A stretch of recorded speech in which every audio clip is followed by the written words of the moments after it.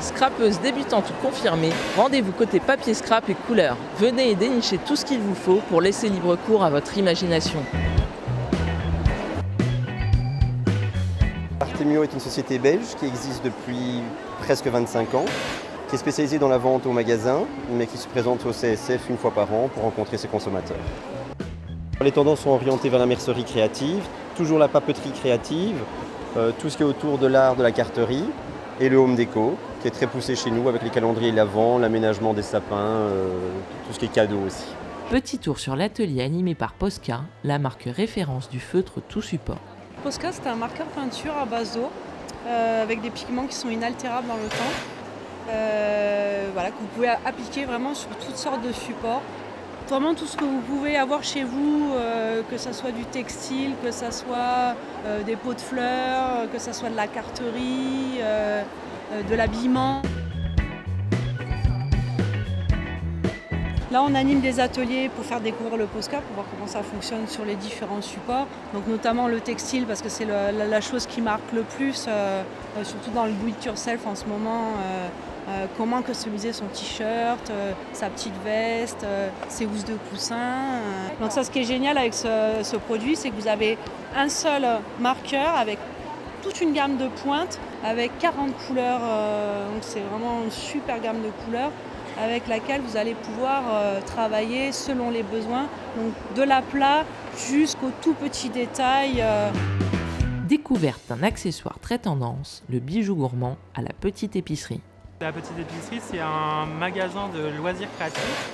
On a débuté par un site de vente en ligne il y a de ça 3 ans. Et puis voilà, on a ouvert une boutique en avril. Et puis on est sur le salon Création et Savoir-faire depuis 3 ans maintenant.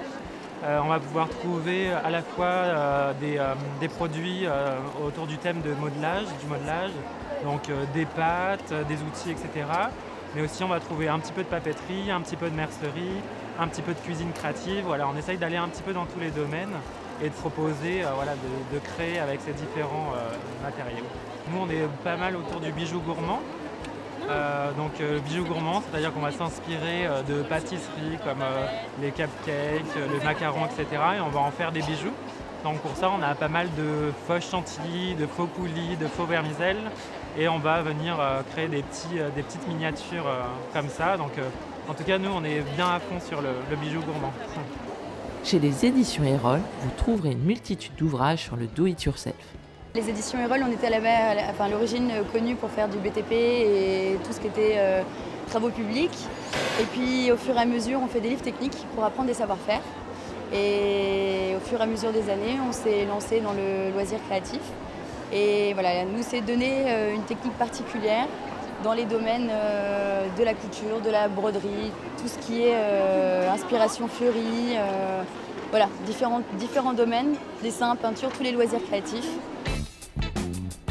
La tendance de cette année apparemment pour Noël, c'est faire ses cadeaux soi-même. Et ça s'est senti, j'ai beaucoup de livres, c'est vraiment la couture qui plaît beaucoup. Et tout ce qui est papier aussi, il y a pas mal de succès. Pour faire des petits cadeaux, des petits emballages, faire des choses personnalisées pour Noël.